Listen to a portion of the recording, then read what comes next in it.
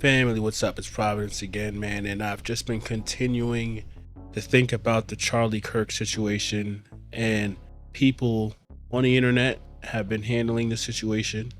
I think that we are seeing from a lot of people some of the darker sides of humanity.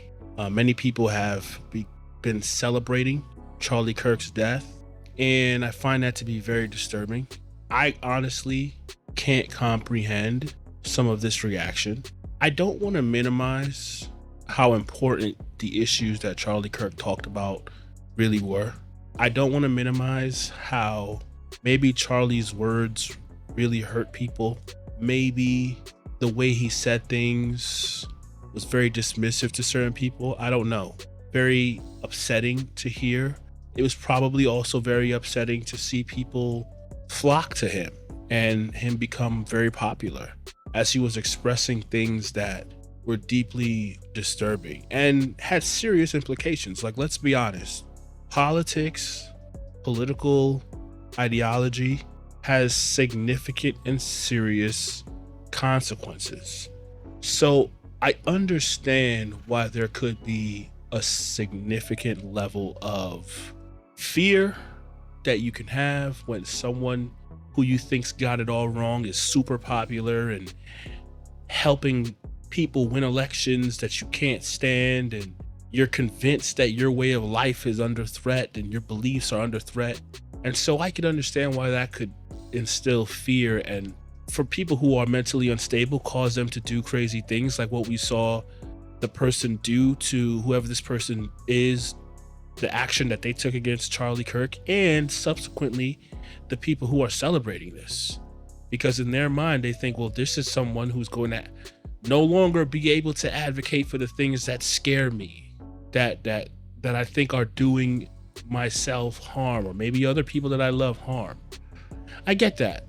And I don't think I want to minimize that at all, how that may affect a lot of people's psyche. But I really do believe that there is a loss of the humanness of every person, the dignity that every person has, that is inbuilt, intrinsically given to them by God by virtue of the fact that we've been created in his image and likeness, which means that we share God's DNA, which means that we are like God. We're not God, but we are like him because we've been created in his image and likeness, and therefore are incredibly valuable, and human dignity and worth must be upheld at all times and in every way.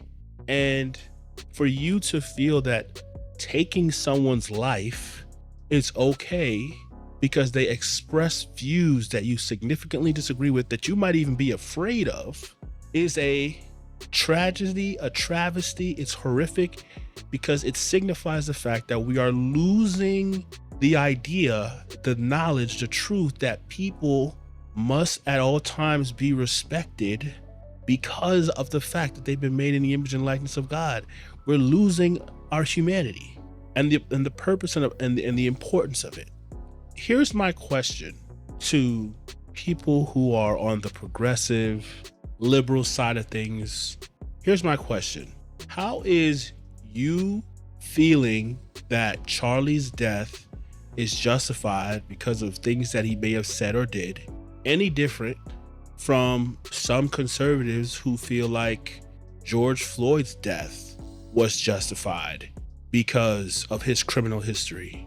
We've seen people on the conservative side of the political spectrum make the case that because George Floyd did XYZ and he was a criminal and he had whatever in his record, or even at the point at when he was had that encounter with Derek Chauvin, that he had fentanyl in his system or whatever the case may be. And there are all these justifications for why basically what Derek Chauvin did was justifiable. See, we can all play this game of such and such a person deserved to die because of XYZ. Everyone can play that game. Liberals are playing that game now by saying, well, Charlie Kirk deserved to die because he said XYZ and blah, blah, blah. And I'm not even going to you can get into the merits of whether or not Charlie Kirk said anything that was even worth him being killed over it.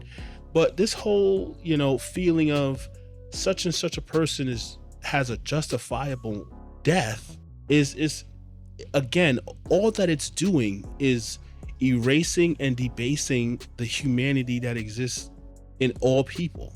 Outside of state-sanctioned death penalty, which I do uphold, that should be implemented in rare occasions, I don't think anybody deserves to die, ever.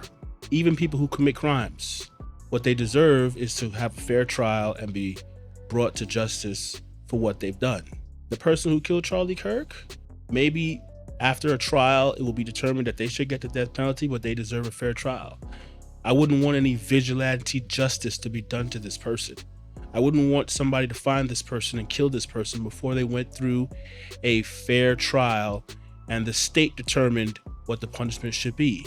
And so at the end of the day, we can't engage in any sort of vigilante justice where we feel like, well, such and such said this or did this and now they deserve to die. No, we're not God. We don't have the right to engage in vigilante justice. Again, God does empower the state to act. And so maybe the state may act upon someone and people will even debate the merits of the death penalty. But at the end of the day, we have to get out of stripping people of their humanity, stripping people of their, to be honest with you, the essence of God that he gave to them through the fact that they have been made in his image. I mean, I have a high view of humanity. I just simply do. And I know there's some people who are like, man, I ain't with all this God stuff, but at the end of the day, that's the only thing that makes sense. That's the only thing that upholds the dignity of human beings. Because without God, then human beings are God unto themselves, and then they think that they can do whatever they want to do to each other. And this is what you get. Someone gets killed, and people who didn't like him say, yeah, that's good. That's good for him. Because honestly, we've forgotten God in all of this. This is really what it is what it comes down to. And so I think that we need to restore humanity. And to the people who are celebrating Charlie Kirk's death, I would implore you to remember the humanness that is within everybody. We can't simply uphold the dignity and the value of people that we like. It's not how this works. It doesn't work like that. You get into a slippery slope like that because I'm telling you right now, there might come a time where you want someone to uphold your dignity and your humanity. Something terrible might happen to you and you might want justice. And the last thing you would want is for society to go, oh, well, who cares? He said this, he did that, he deserves it. It's not how it works.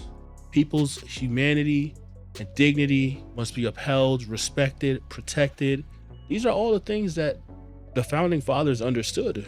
This is why they even came to America and founded this country, is because their rights were not being respected. And so I just feel like we've fallen so far from the plot, man.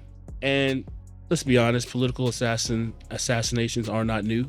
As much as I would like to hope that this is something that can go away, I'm not very confident in it. But I do believe that this type of mentality, not just the mentality that creates the violence, but the mentality that celebrates the violence, it's not good. Collectively, we need to come together and condemn political violence. It solves nothing. That's one of my biggest issues with this, is that the people who are celebrating Charlie's death, what do you think you've accomplished? His ideas aren't going anywhere. It'll just be more and more different people who will articulate those same ideas. Those ideas that scare you, whatever it is he said that scared the hell out of you, whatever it is he said or whatever it is he did, whatever political advocacy he did that petrifies you isn't going anywhere. You think you're any better off that he's dead? All you've done is really inflamed all the people who believed in him and all the people who followed him. They now have a battery pack to continue to go harder. All this does is create another martyr. And when you create a martyr for a cause, you cause the people who are followers of that person, who believe what that person believed, to go even harder. That's all you're doing.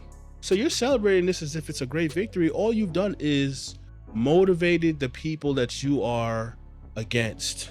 You want to defeat Charlie Kirk, you defeat ideas, not people.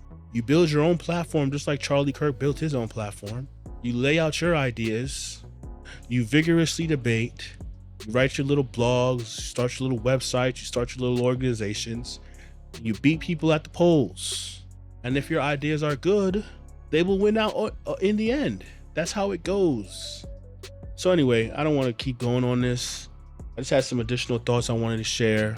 I don't really be getting into politics that much on this channel, but at the end of the day, this is such a huge seismic cultural issue that I wanted to share what I had to say. So guys, thank you guys so much for listening.